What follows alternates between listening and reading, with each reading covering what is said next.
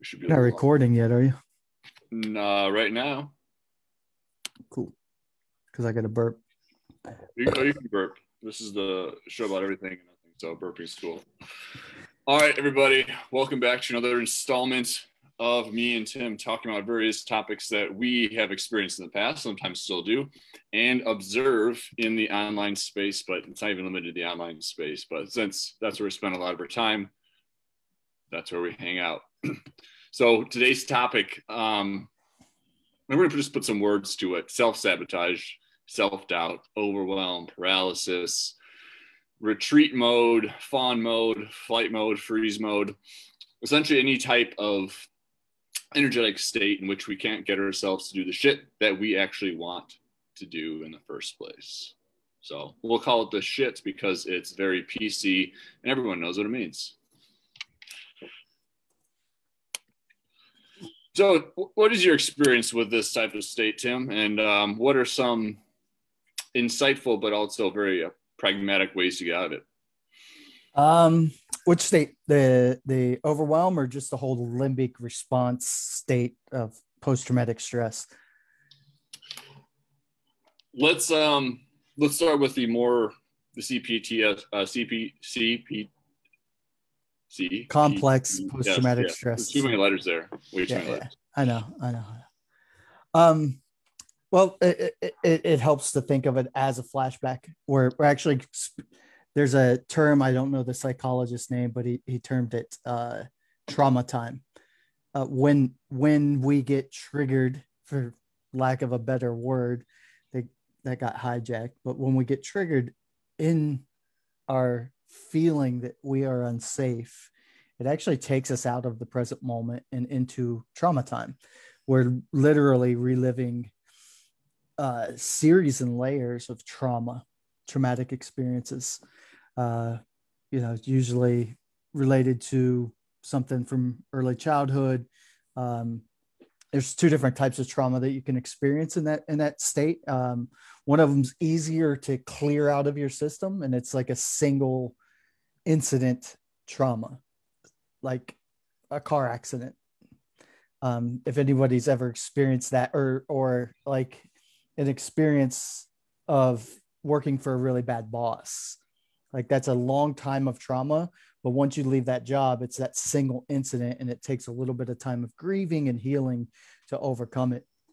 Um, Other people that have some attachment disorders from long time ago, from early childhood, that might have been abused physically, sexually, mentally, spiritually, or stuff like that, they're going to have a harder time with the verbiage that you and I use all the time, which is it doesn't matter, or just get over it and stuff like that, because it actually will get translated into their matrix as kind of a victim shaming. So we got to understand the person that we're talking to. Overwhelm comes up for everybody a little differently. And it, like you haven't really, I saw a post, you hadn't really experienced a lot of trauma. So when you're experiencing, it's still a traumatic flashback. You're like overwhelmed for no reason at all, other than your mind is, oh, I got to make this post. I got to do this. I gotta. It actually brings up that same stuff. But for somebody who has experienced a level of abuse where they never had a model at a very young age, it's harder for them to pull their ego out of the center, out their center, out of the ego state of me, me, into the state that's seeing the ego that you and I get people to. Um, that's where I always start is, okay, so I've made a joke of it and named my first book It's All About Me, because that's the reality, is that most of the overwhelm, let's take it into context. You deal with a lot of fitness pros who, because of COVID, had to learn how to do online marketing all of a sudden to change their whole business model, right? So now you're in the most crowded space in the world. You're out there and you're on Facebook and you're doing all this stuff, and everybody's telling you all this stuff to do, and none of it feels authentic, and it's not your authentic thing. So then you've got this list of stuff to do, and you're completely freaking overwhelmed about doing it. So you get up and you don't do it, and then you don't get the results, and then it just kind of, it just perpetuates all of this crap. It's not so much that it's overwhelm. It's that there's, if it were a mathematical equation, it would make sense. But your mathematical equation has me in it. So take that shit out of it. And it's different. Like if I don't think about me when it comes to working out, it's pretty simple. You look at the condition I was in today and the past week, my fitness level, and there's the right workout to get me to my next level. And then I have to just show up for that. Right. That's it. Like, do this, don't do that.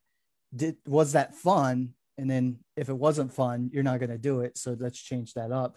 And then you just find that thing that's fun for you, or you hate it long enough till it becomes fun, so to speak. So first place in overwhelm is to just kind of notice it in your body, notice the story it's telling you, and then try to separate yourself from the me part of it. Cause that's the part that's stopping you from doing everything, is you're making it about you. So if you're a fitness pro, you're not competing with everybody else. You're literally getting on Facebook. There's people on your page that you want to genuinely connect with and help them. That's literally it. You are smarter than them about fitness, and you can help them get into better shape so that their kids have a healthier parent. It's not about you. No one cares about you, not even your mom. Yeah. So there was a lot there. Let me kind of start back. I think you mentioned an important part, and that is like the difference between identifying with the programming and the conditioning and yourself, right? Mm-hmm. So, the trauma was real. That was a real experience that happened that affects you somatically in terms of your body. But in terms of who you are not the trauma. And the same thing, like when it comes to this overwhelm or even like addictions, it's like your brain wants the dopamine, but you don't, but your brain does. And so it's about separating yourself from those two, so that you're observer of your thoughts and your impulses and your cravings. But when we see it as one, like I want the craving, then it's like, we go right to it. But if it's like, no, my brain does, because it's been hijacked to have this dopamine response or serotonin response, or a combination of all these neurotransmitters that give us this delicious cocktail, then it's like we almost feel powerless and helpless in it. But if it's like, wait a second, I'm not my brain, I'm not my trauma, I'm not my conditioning, I'm not my programming, I'm separate from that, then we're in a more powerful position when we no longer give power to it. Again, it's one of those like stranger, esoteric almost type of concepts, but just to realize that we are not exactly what happens in our mind. We can separate ourselves from that to be the observer of the experience versus being directly in the experience. And, when this leads into the overwhelm paralysis by analysis, kind of situation too, it's like, logically, we know it's really, there's steps aren't overwhelming, right? When it comes to the practical application of doing it, it's like, do this, you do this, and do this. That's not the problem. It's what I tell myself about it, my deeper ingrained feelings about myself. I'm not good enough. What are they going to think? Am I going to get rejected? Am I going to be an imposter? All this stuff creates this emotional shitstorm inside. And then we feel overwhelmed and we say, oh, I just got too much to do, or I don't have enough time, or tomorrow. So it's like, what we think is the problem really isn't the problem, right? It's underneath the layers. And what are we telling ourselves about what's happening? And once we can detach ourselves from, like we've been talking about for the past, I think, 3 weeks now, the stories, the identities, the labels, the attachments, all the stuff that creates all this clutter. It's like, logically, you eat vegetables, you have less carbs, and you eat protein. Okay, that makes sense. I could do that. Yeah. But the emotional shitstorm of, I hate my job, I should have been somewhere else by this point in my life, I wish I had more money in my bank account, I'm not having sex, that is what ends up being the problem. So it's also, there's stuff that's manifesting itself in our emotional state or energetic state, which becomes the real issue. It's not, I'm not overwhelmed because I have some tasks I have to do. So just being aware and being able to have insight into that is really important, because the thing is never really the thing. Yeah. Well, one of the things that you got to remember, you brought up somatic experience. I mentioned the history of mankind in a previous episode, And if you look at with 6 million years of evolution, 200,000 years of our species, we didn't actually verbally communicate for 98.9%, 98.8% of the time, 0.02% of the time we've been on this planet as a species has had verbal communication. So there was no voice in our head. It was all a somatic experience of life coming through. So we're designed to make certain noises and experience certain things. And we're born with these noises that we know that if we make this noise, people will come and comfort us. If people didn't come and comfort you, or they showed any type of contempt towards you during that pre-verbal phase of your own development, that's where some people get stuck, where the I that's talking in their head, which is most of the time, I have a very fortunate experience. My dad had a very clear speech impediment. Like nobody sounds like him. He doesn't have an accent like any other human being on the planet. The voice in my head has his accent. So it's really easy for me to, when it gets loud, it starts to slur the way he did. The words come out the way his did. And it's easier for me to separate and go, oh, wait, that's not even my voice. That's a tape. And that tape is attached to a feeling that I don't want to fucking feel right now. And that's what I think that people aren't recognizing, because I hear people saying I'm having arguments in my head. And I'm like, well, then stop fucking talking to your head. Just listen to it, but notice where it's coming from in your body, because that's what happens with me every time I go to work out, whether it's yoga. I have a thing called functional patterns. It's a myofascial release or whatever, or just working out body weights and stuff like that. There are certain activities that will bring up a complete post-traumatic stress, and it might last 2 weeks. It is such a violent experience for me to do squats or pigeon pose. Internally, a scary, life-threatening feeling that it causes this resistance for me to do it in the first place. So I've learned that leaning into that resistance is the best way to go about it. I bring it back into context of what we were talking about. That's what's happening. The fear of rejection that you're trying to avoid is what's causing the overwhelm of you talking shit on Facebook like Galen and I do. Because I like engaging with people. I like getting other people's opinions. I like sometimes arguing with people and feeling superior to them. I don't really have that filter mechanism. Like, I don't care one way or the other. I don't care what you think of what I just wrote, because it was an expression that I wrote 40 seconds ago. I might go back to it and not even believe that shit right now.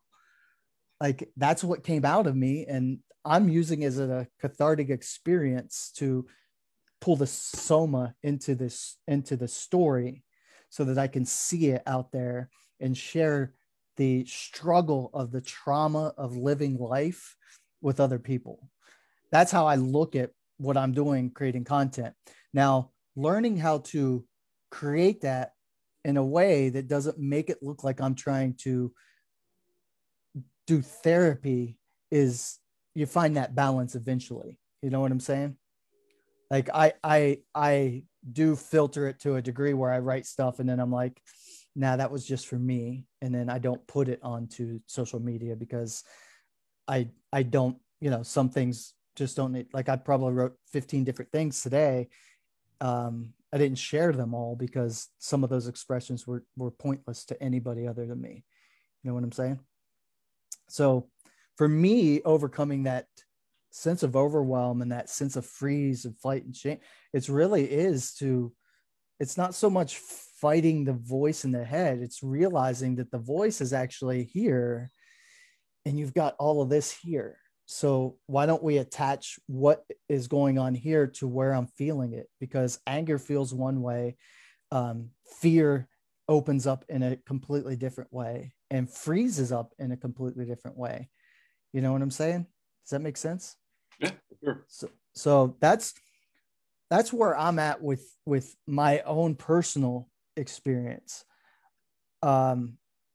Jumping right into it with a client, I don't usually take them right to that right away, because I find that sometimes opening up the somatic response really does you got to be pretty prepared for what's going to come out of the muscles that you've been storing since you were 12. Yeah, there's actually trauma release exercises too. There's various positions, various different breathing techniques that deal with releasing that aspect too. Just FYI, anyone's listening. I literally just got into a course today about it. Is it Peter Levine? His work? I believe so. It's TRE. TRE. Yeah, TRE. Yeah, I'm gonna have to start looking at that stuff, because that's where I'm at in my journey. Like I said, I don't think the voice goes away. I think the voice is actually there to protect us. It's that because of my history, my ego, my center wants to get pulled into the ego more than it wants to be in me. So for me, what I'm noticing is that it's more of a body thing that's happening. Like I might go for a walk and then I come back and I'm shot for the rest of the day. If I don't notice that that's what it was. Like I can go straight into a flashback and then my brain is completely an amygdala hijack for the rest of the day.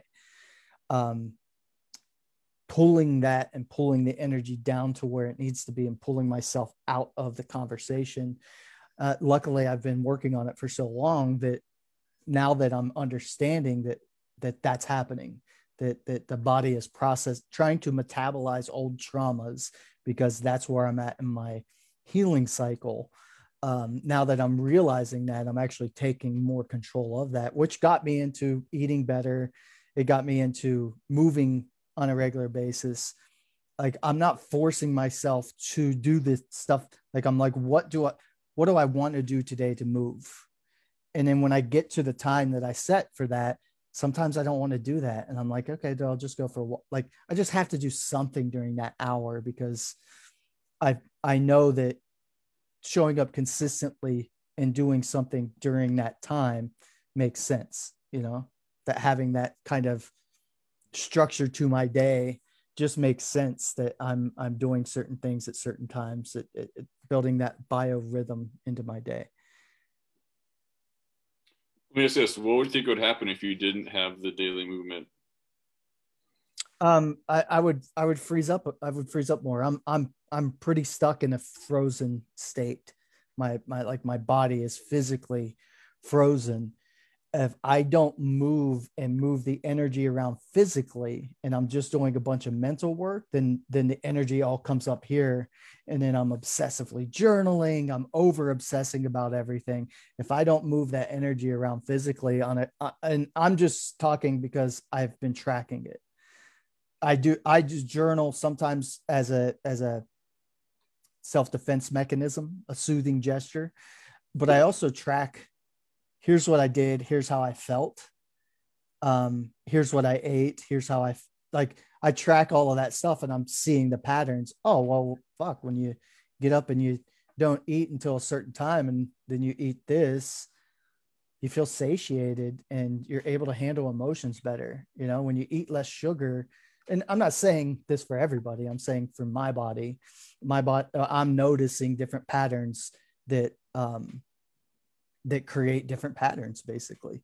So for me, I have lived a very sedentary life, and I'm a freeze type trauma processor.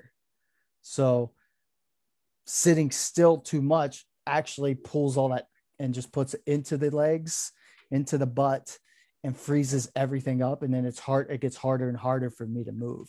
So when I get more fluid in my body, my mind works a little bit differently. So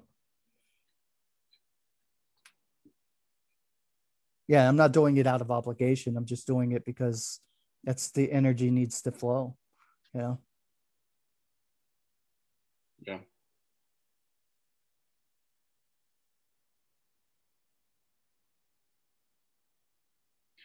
So let me ask you this: where would you start with somebody then, if we're not going to go through the somatic part right away, because that can be potentially be a lot?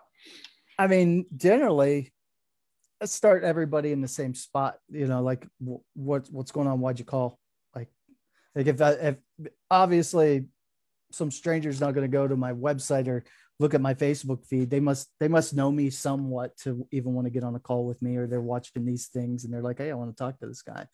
So I'm just like, what's going on, and listening to the story. And I like to have video conversations so I can see how they're moving their body and see where they, see some of those verbal and nonverbal cues that are going on while they're telling their story to me, and just trying to understand where they're coming from and what their experience is, and see if there's an openness with me at all, and then see where we can get to in a conversation.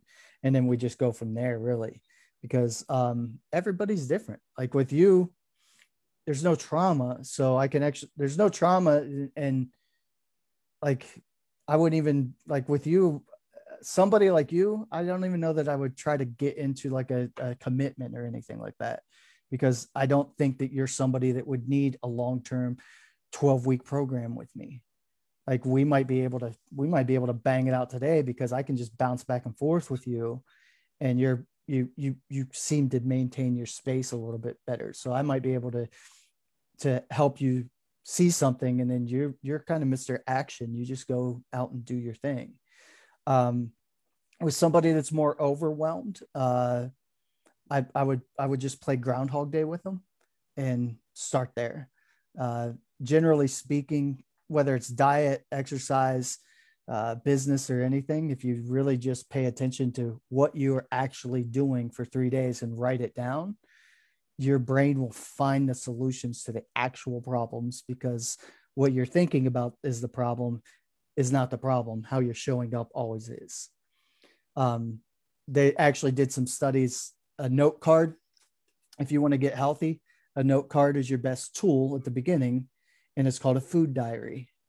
If you make a food diary and you hold the space that I want to be healthier, sooner or later, your brain's going to know that what you wrote on here isn't healthy. Whether you like it or not doesn't matter. You'll naturally start to make better decisions if you pay attention to the choices that you're making on a regular basis. So that's where I start everybody at is, okay, now that I usually have a conversation, what's the problem you're in? What are you trying to achieve? What's your day and week look like now? And then let's play Groundhog Day for the week and come back, and what patterns did you see? What did you notice? What did you hate? Let's reduce the friction, because overwhelm's caused by overwhelm. And sometimes overwhelm's caused by getting on Facebook too soon, or reading the news too much, or porn. Like our overwhelm causes the behaviors that cause overwhelm. Does that make sense? Yeah. Where would you start people? What I would ask them is, what's your fear around this? Because typically overwhelm is going to be a fear-based response. Right? So let's just say when it comes to the simple thing like nutrition, well, it has to be perfect. I have to be perfect on my eating. Or if it's not perfect, I'm gonna self-sabotage, screw it up, I'm gonna start over next week. So really there is this fear of inadequacy, not feeling good enough, not feeling worthy, not feeling accepted. So it's really a defense mechanism that if it's not perfect, then it's not worth doing, because I need to be perfect in order to be good enough as a human being. So it's really about destroying those illusions of what good enough is, and recognizing that it doesn't even exist. It's just an ideal we created in our head in order to strive for something, because of the way that we reject ourselves, and it's not good enough no matter what happens. So we say that if it is perfect, then I'm going to accept myself. But if it's not, then I'm not going to even put in the work, because it's easier to say I didn't do the work than to sit with the shame of experiencing that. So it becomes like this excuse, if you will, kind of like defense mechanism, that if it's not perfect, I'm not going to do it. If I'm not going to do it, then I'm not really going to beat myself up because I didn't try. Yeah, but then the results that you're craving and your desire don't come. So then it actually creates the shame that you were trying not to feel from the rejection. It's a self-perpetuating thing. It is. But that's the power of our illusions. We buy into having is evidence of wanting. So we don't have things we don't actually secretly want at some fundamental level. It's And funny because most of the time we don't want the things we have, or we at least don't appreciate them. Right.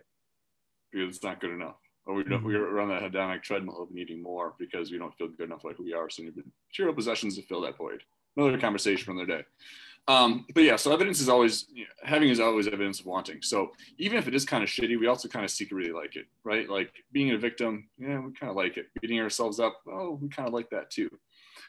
It's just getting to that point in which, maybe I really don't want this the rest of my life.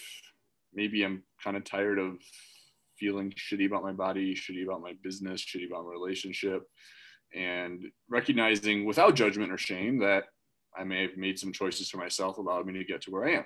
Cool. What's next? What shit have I bought into that allowed me to feel this way? And what am I going to destroy, if everything, in order to live? I like that. What am I going to destroy? What is that? That's like a daily process, man. Right? Like, because you wake up every day and there's this ongoing story, narrative. You're already in it. You're already rushing. You already gotta.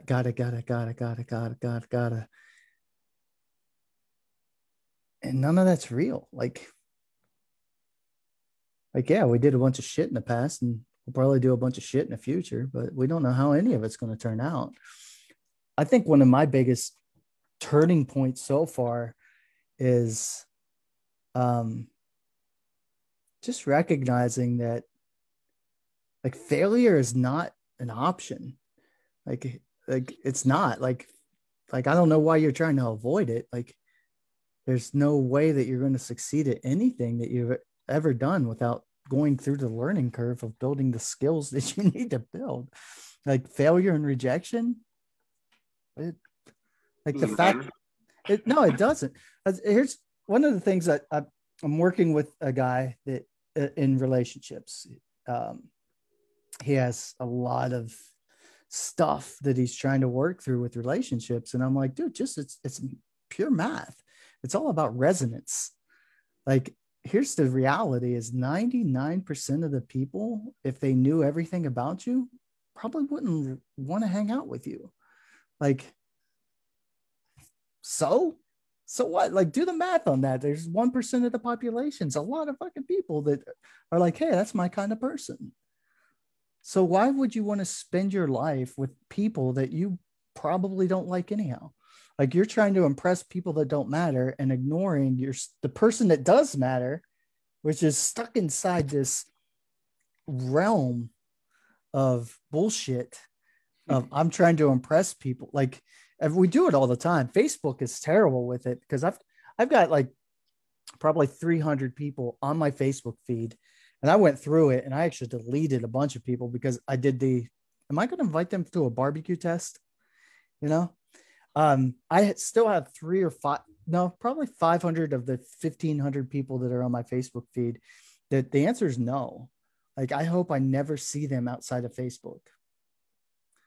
I like them as human beings. I have nothing against them because, probably 100 of them are family. I love them as human beings. I can love them from afar though, because I have nothing in common with them. We don't speak the same language. We don't have the same outlook on life. I'm not suggesting that my way is better than theirs or their way is better than mine. I'm just not here to debate it. And I'm not here to prove anything to them.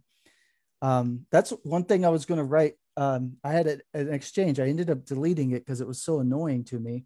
I had an exchange with a friend of mine who I wrote something and he said, "You're so full of yourself." And I was like, "Thanks." He goes, "What do you mean, thanks?" And I was like, "Dude, I've been working on it.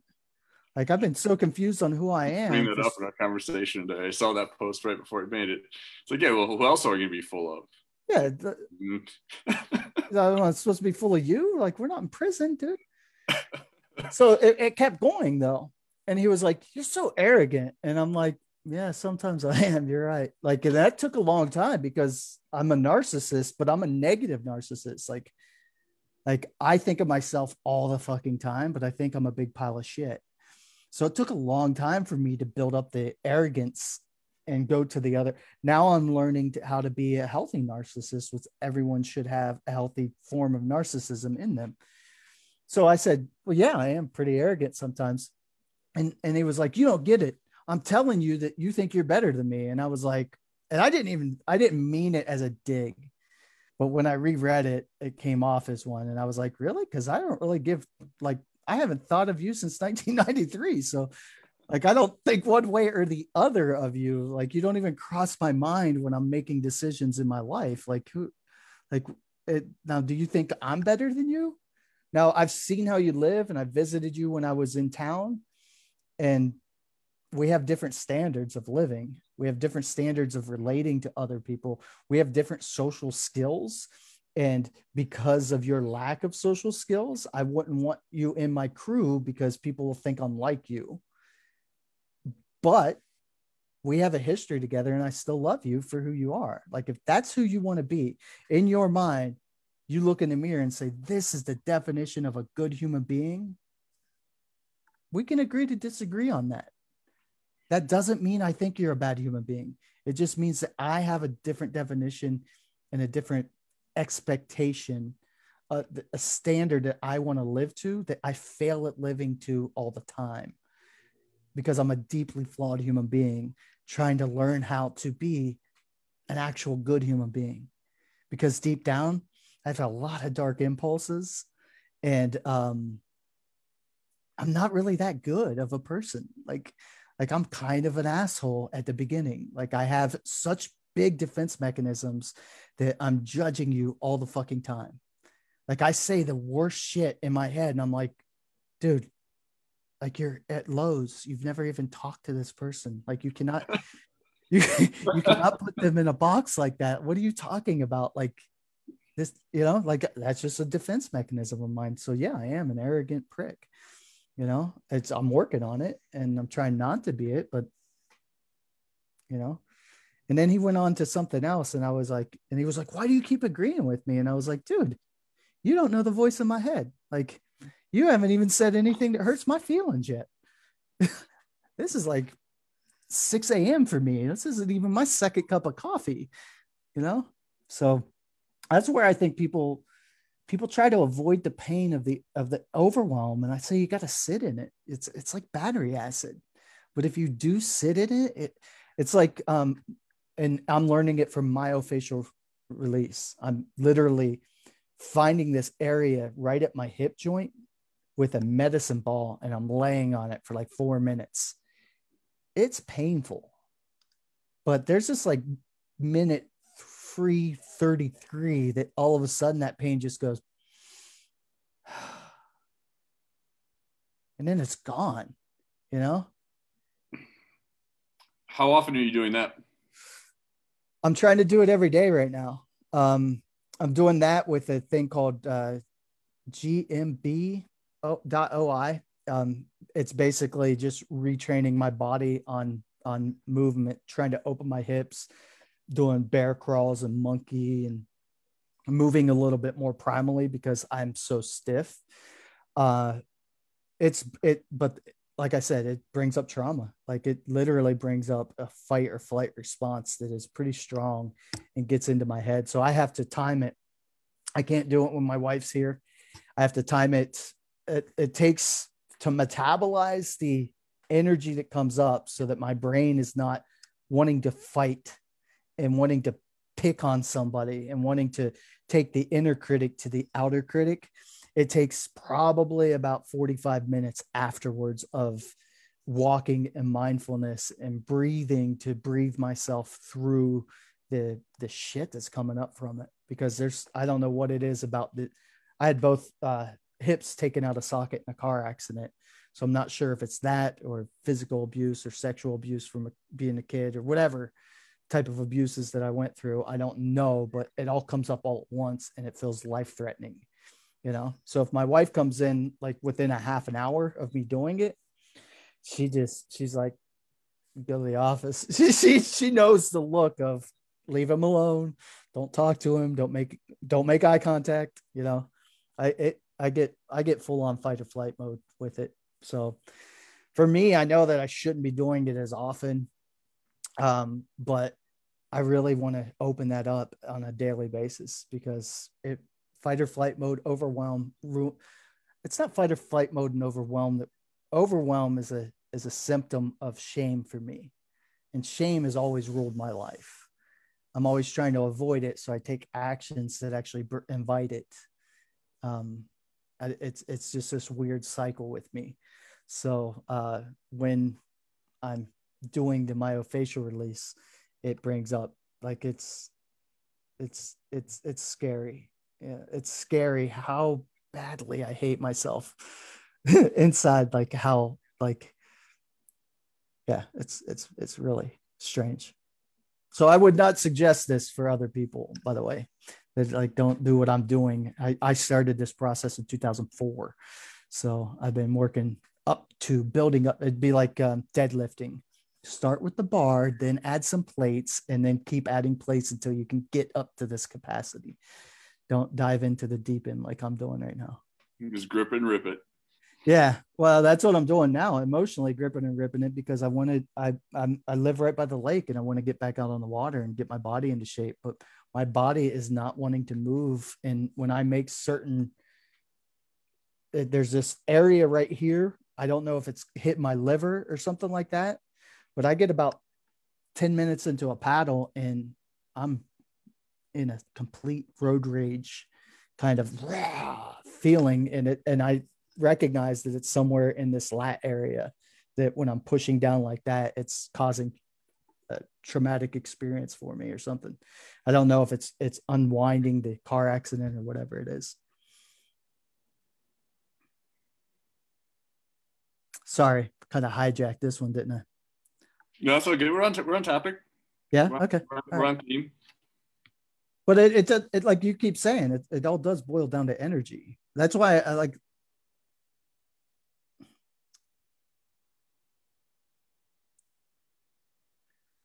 I get a little frustrated with the self-help stuff because I I I bought into it and I spent so much. Oh, It sounds and feels so good. I know, and it didn't work, and I felt so fucking broken because of it. When in reality, it would never work for me. Like that stuff's not going to work for me. Now, that stuff is a supplement for it, but my main thing right now is just reminding myself that there is no ideal state. There's just the experience that you're having. And as you're having it, you need to recognize, am I experiencing right here, right now? Or am I trying to avoid an experience in the future? Or have I flashed back to a state from the past? Recognizing that you're hardly ever experiencing the right here and right now is a hard pill to swallow for some people. You know, it's a hard pill to swallow that nobody's present with anything, you know? So, because it can be awfully uncomfortable to feel whatever it is that's running in the background. So the future and the past become the safe house. Yeah, absolutely. Well, the thing is that for people that have experienced trauma like me, nobody taught us that it was okay to feel. Like every time we felt something that wasn't okay for a narcissistic parent, we got a beating or we got this look like you process that look is disgust. When you process that from the two people that you want love from the most, pretty much your entire childhood on a regular basis, that sticks with you, you know? So that not feeling that original disgust, and it's nothing personal. Like they're doing the same thing that you're probably doing to everybody around you. That's the problem, is that this is just how we emote and we give that to other people. So they're doing that. They did the best they could, but in this moment, you're experiencing something that's not like if you're sitting in your office in the morning and you're experiencing a full panic attack about putting a post out on Facebook so that you can build your business and no one else is around. that's not about this. That's about something else. Sure. You know, same thing with like, I haven't, by the way, thank you for letting me know that it's not the ice cream. I haven't had ice cream for a really long time now. Like I did make some fudge last night, but I've been not making it for like 3 weeks because every time I craved it, I sat and was like, why am I craving that? And last night I figured out why I was craving it, and I was like, oh, okay, then I'm gonna make some fudge now. Yeah, and that's part of it too, which can stem into this trauma conversation as well, is like that voltage that we have that we don't know how to channel appropriately, right? So we have this feeling of an impulse, and it's like, holy shit, this is so powerful. My frame collapses, and I go to doing whatever I need to do in order to release it, right? So, masturbation, porn, same thing. I got all this nervous energy that I can't handle it, and I have to release. So I bring myself back down this baseline. So it's like the ability to keep that tension and let actually the tension be the turn on. And it's like, it can be really. And the payoff. Right. Well, it's just fucking creating whatever you want from that, right? That's your creative source of energy. But it's like, it can be so uncomfortable to feel how powerful you actually are if we've been so used to bringing ourselves down a notch. Right? When did you learn that? When did you actually realize about the tension? I think we both, like, it wasn't from our conversations together, but I think we both started navigating towards, wait, it's all about holding tension around the same time. How did you learn that? And how did it manifest for you? Who? What? Gregory Nowak. He's a coach. Gregory Nowak? Yeah. Never heard of him. Yeah. So I saw some of his posts. He worked with somebody else, and I was like, this is probably it. This makes sense. This feels true.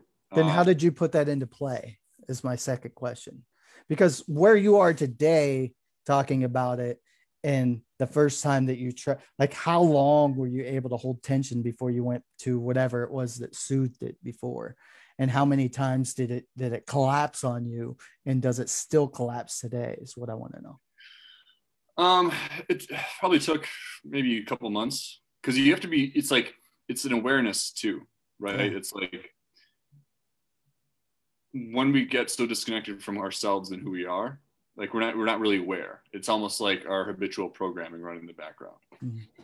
So say, for example, like when we start to feel anxious or nervous, we go straight to Facebook and just start scrolling like crazy. No. Right? It's like, I don't know what to do with this energy, and I need to channel it into bullshit. So stay on that topic. So let's say that was like, that's the first thing you noticed. You reach for Facebook. What do you do? Like I grab my phone and I'm like, what do you do here to hold that tension, not release it, not get the dopamine? What are you doing in that moment back in the day? Say it one more time. You said it took 2 months for you to continually bring your awareness back to awareness and not reach for Facebook or Twitter or whatever, or masturbation, whatever you do. So what's that look like? Because that's how you break any addiction. I'm an addict. So that basically, when you feel the impulse, you have to sit with that fucking impulse and sit. And then it just like that myofascial release, it releases, and then you can go about your business. Same with smoking, same with cocaine, same with gambling, porn. Food's the hardest one to do, by the way, because it's such a natural thing and it's our first soothing. You have to eat. And we don't recognize that some of the energy that we're carrying in our intestines isn't hunger. It's the energy that we're carrying, the energy that we need to metabolize for ourselves. But so what's your process in that? Like, what are you doing mentally, physically? Like, so it's more around like listening to the commands in an intuitive sense. So like, you'll have this insight of do this, and you go do it. Or you have an insight, no, you don't do that. So it's about being more in tune with yourself and following through on that versus just filling up time with something you don't get the command from. And instead, it's an impulse. I realize this is a very vague way of describing it. Yeah. So I want you to be a little more clear on it, because I know what you're saying. Now there's two different thoughts here in my brain, because we are talking about you're in a limbic system fight or flight response. Now you won't experience it the way I experience it. A lot of people, I just learned this today in a counseling class from some organization, but why mindfulness is bad for somebody like me at the beginning. It's not bad, but at the beginning is because the freeze response is so strong in me already. Sitting down is a form of torture, and it's only going to create more of that. So a movement like yoga or something like that to get my mind into my body is the way I need to start out. For you, sitting might be just sit until I feel connected. Like for me, my brain goes into overload so quickly that I have to move my body to get in out of the freeze into the flight mode, so to speak, and then bring up the fight mode so that I feel like I have a little bit of power, and then bring that and put the frame back together like that. Does that make sense? Mm-hmm. So how would you explain what happens inside for you when you're collapsing and then coming? Do you still collapse? Occasionally. Yeah. Okay. It's not as much. Like, here's the thing: it's not if you collapse or not; it's how long you stay there. Yeah. Well, Right? I think that gets skipped over too much. So I wanted people to recognize that what you just said was it took 2 months of practice to be able to do this. So I think that's an important part of the conversation. Sorry to interrupt. But what I don't want people to think about this as being like a process or a journey, because that way we don't take responsibility. Right? So it's not a process. It's not a journey. It's again, very vague, but every moment, etc. Because there's no past, no future, just now. But so here's the thing: like when we feel that tension, it's a matter of listening to the commands of what am I going to do next. So especially when it comes to like business stuff and content creation, it's all about you get the command and you post it and it's done. You get the idea, you post it and it's done. You have this conversation with someone, you talk to them, you reach out, etc. So you're not running through this filter and this programming of should I do this, should I not do that? You just listen to that intuitive sense over and over and over and over again. So getting out of the pattern of trying to justify or rationalize any behavior or decision that we make. So it becomes a choice versus a decision, because decisions are run through our framework of trying to understand, intellectualize it, versus choice is listening to that energy and that knowing and following through on it. So you're hacking your way kind of through life by just trusting that energy and that feeling versus trying to run through the logical framework of your mind.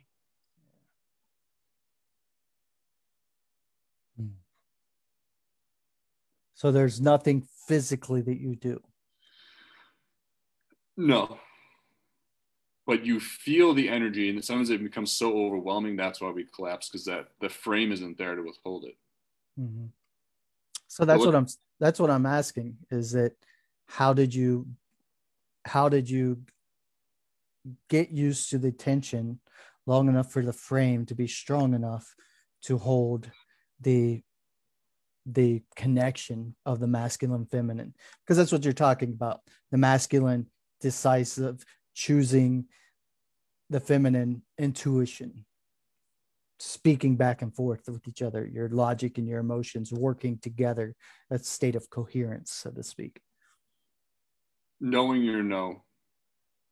When you say knowing your no, you mean the N-O, like know all the shit that I don't want? That's the first part.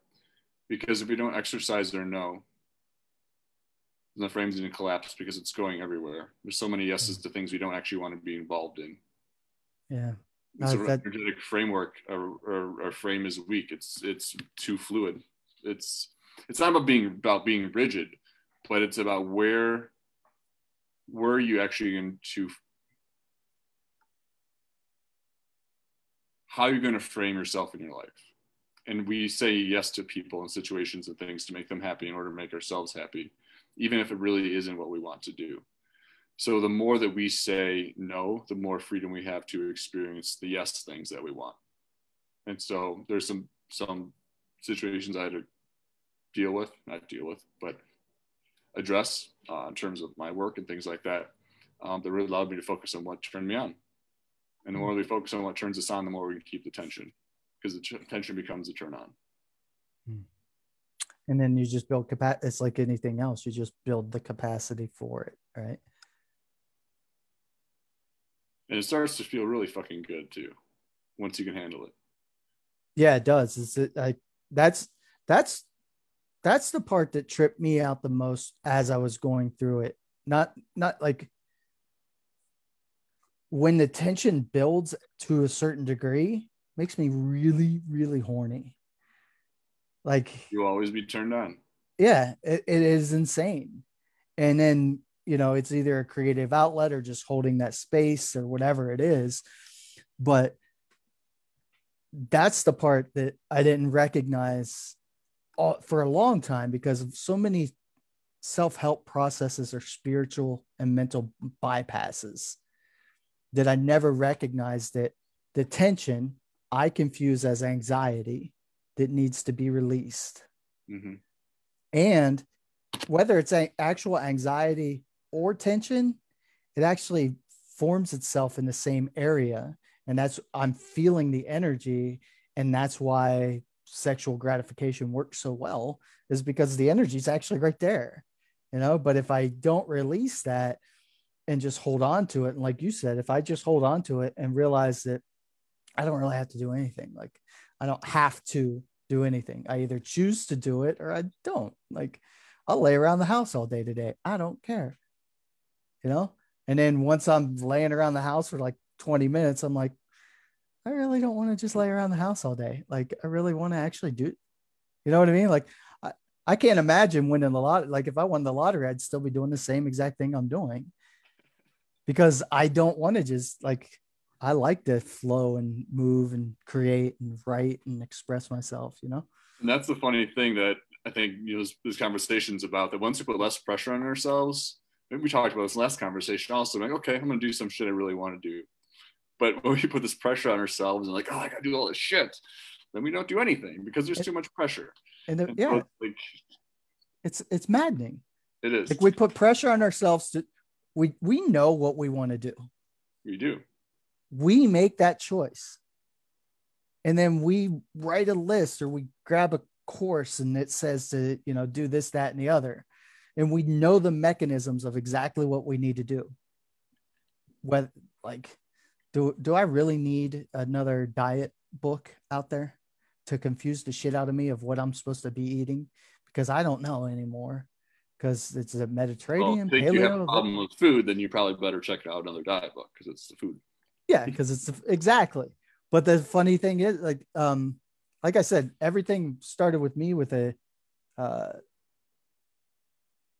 documentary about the limbic system, and they were talking about coal miners that were eating the coal and drink the minerals. Once your brain goes into starvation mode, it actually starts to know. That's how we discovered all this.